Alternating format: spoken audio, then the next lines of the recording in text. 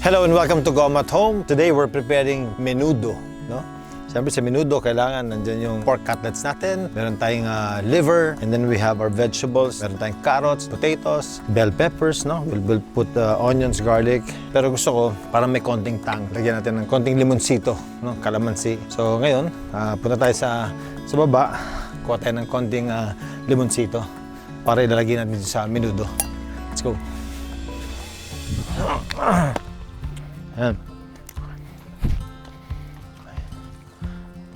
Tangkad yung yung calamansi dito sa amin eh.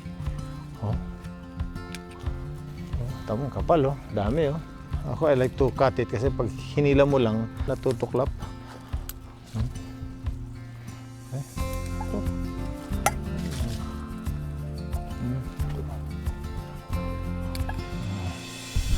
Okay, so nakakuha tayo ng calamansi natin. This is what we'll use mamaya paglagay sa pork natin. Now, I'm going to prepare yung mga ingredients natin. First, let's do the onions. We'll dice it.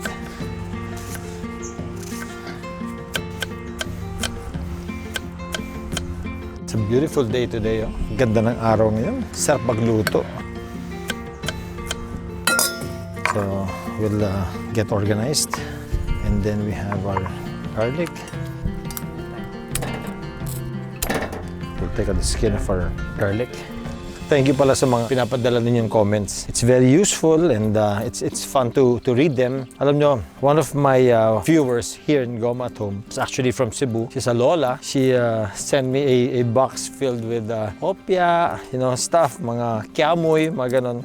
She's Chinese. And then pinadala niya ako ng konting spices, pinadala niya ako ng letter, pinadala niya rin ako ng recipe book na handwritten niya. Si Lola Noni, thank you so much.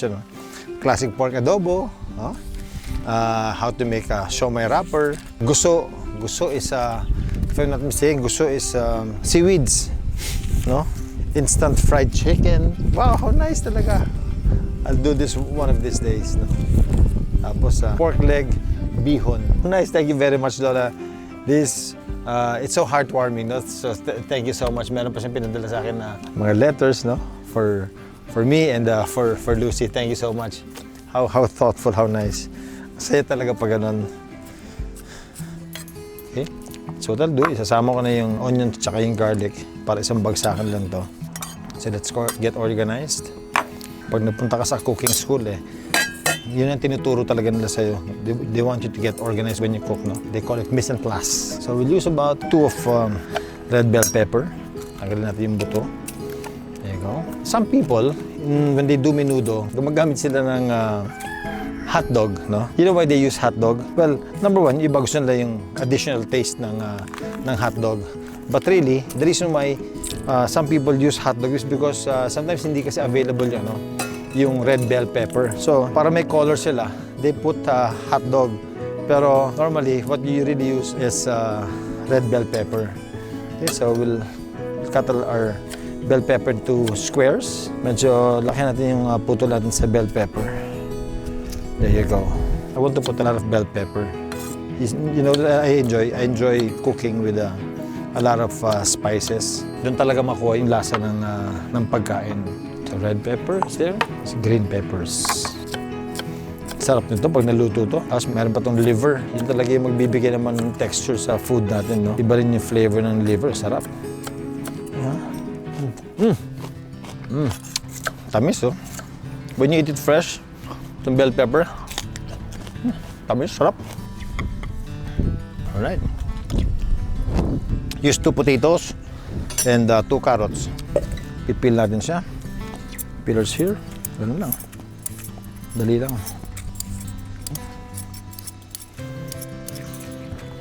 And then we'll peel our carrots.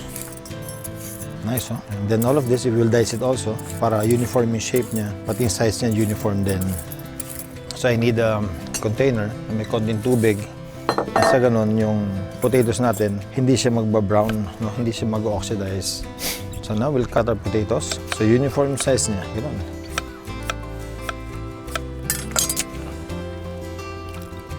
So potatoes are here. And then next naman, pinadice natin yung carrots natin. Crunchy. Crunchy ng carrots, ha? Put it here. Yan. Let's hit our skillet. Alright. And then, lagyan natin siya ng oil. I-fry ko muna yung ano natin, yung liver. Now, then we'll keep it aside because you don't want to overcook the liver. I will cut our liver now. Oh, maulan na. Oh, nice. So, minsan may mga connective tissues yung, yung liver. Just take it out. So, how much liver to put in sa dish natin? It really depends on you. But ako, I want to put a lot. Kasi nasasarapan ako sa taste at saka sa texture ng liver. Ayan. Okay. Sabi nila, bakit parang hinihingal ka pa nagsasalita ka? Hindi, ganun talaga ako. Yan yung romantic voice ko. Kala nyo lang hinihingal ako lagi, pero hindi talaga. Malakas ako mag-inhale ng hangin, no? Kaya naririnig yung inhale ko. That means malakas yung lungs natin. Pag mainit na siya, we'll drop in our liver dito. So, with that, let's wash our hands. Hugas tayo ng kamay. Para malinis lagi yung kamay natin.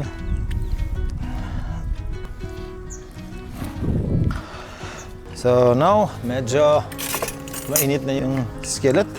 Okay, we can put in our liver. Piprituhin natin siya. Kasi I don't want to overcook the liver. Kaya inuna ko na siya, no? Pina-fry ko siya, then I'll set it aside. And then mamaya, pag malapit na maluto yung final product natin, ibabalik ko ulit yung liver. Okay.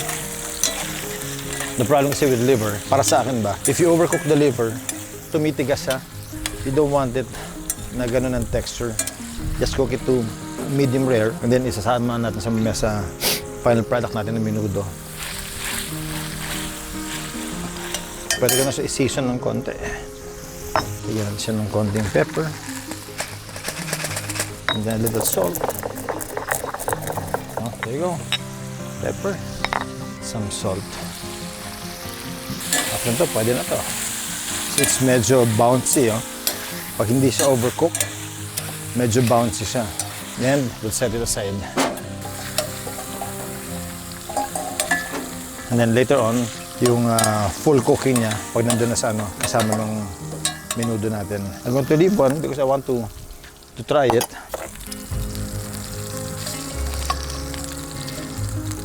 Habang pinapalamig ko siya, ilalagay ko na yung onions and garlic. Okay? So, yun. Liver pa lang. Ayos na. Ito na yun. Tapos na yung cooking ko. Ito na. That's it. Tutuloy natin. Kalami. Very good. Cut ng liver. Now, we'll add 1 kilo of pork dito sa onions and garlic natin na mixer. Okay. Kukuha ko lang mas malaking skillet kasi madami yung pork natin. So I'm setting up another skillet. No? What I'll do naman this time, we'll heat it up and then yung vegetables natin, we'll fry them also. So when you fry them, they're almost cooked already para pag sinama-sama mo siyang gano'n, mas mabilis na yung pagluto natin. Once the skillet is hot, and then ilalagay natin yung carrots saka yung potatoes na natin dito. Okay, there you go. Let's mix this. Ayan. Lutuin natin siya. So it will do. Malakas yung hangin. Para mas mabilis yung maluto, kasara natin siya. Okay, so check this out. Ganda. It's cooking well. So what we'll do now, we'll season it with salt and pepper. There. Lagyan natin ng salt. Nalagyan natin yung calamansi natin, yung pinitas natin kanina. Fresh na fresh ang calamansi. Oh. Pag bagong pitas na lagay yung calamansi, tumatalsik pa yung juice. Okay. And then, halo na natin siya. We'll let it cook. Then, checkin natin naman yung potatoes natin and yung carrots. Makulo na rin siya. Gusto ko, mas luto pa siya. Halos medyo nagbabrown siya ng konti sa edges. Yun, so maganda na yung natin. Meat natin. Tapos, we'll put in our meat on the side. Halo na natin siya. Then we'll put in the rest of the ingredients. Put all of this here. Yun. Okay. Lagyan natin yung tomatoes natin. Right. A can and a half of this. Okay. Gawin natin 2 cans, so what? Mas marami, mas masarap, mas masaya. Okay, let's mix this. Pa-simmer natin siya for about mga 20 minutes. Sasama na natin yung mga ingredients natin. We'll put in our bell pepper. Oh, nice.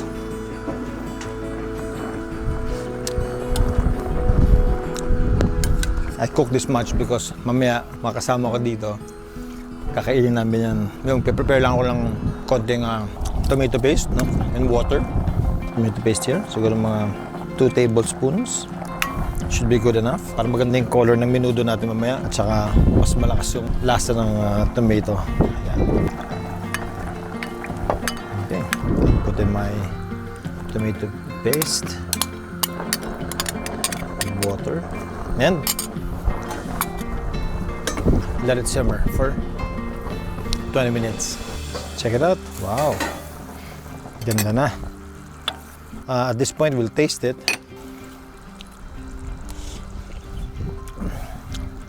Wow, good. Put a little salt. And then, lagyan natin ng konting cayenne pepper para may konting heat. It's that much. Konti in. To give it a little kick. And let's mix this. I'll let it simmer for another 10-15 minutes. And then, ilalagay ko na yung liver natin. After that, we're almost done. Okay, let's check if our veggies are soft already. And then we'll try it.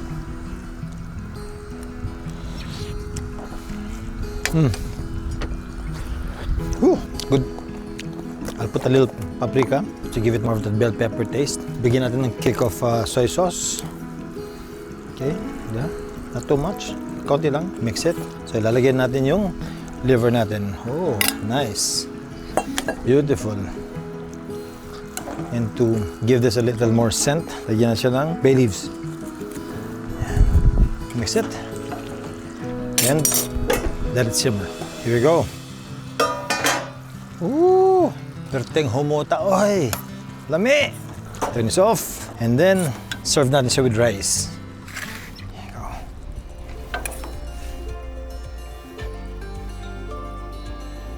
So here you go. Our classic menudo.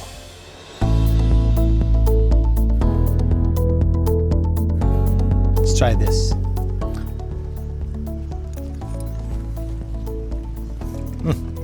Ganitong dish, hindi pwede na walang rice. Dapat talaga may kanin ganito.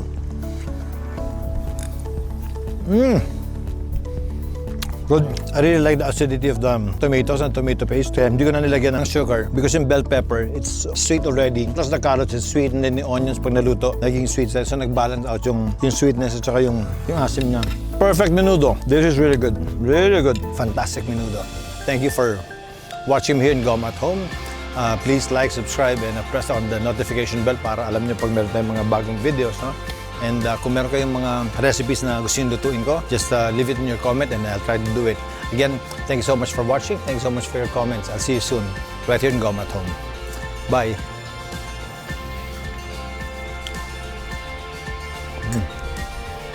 Kaon na ta!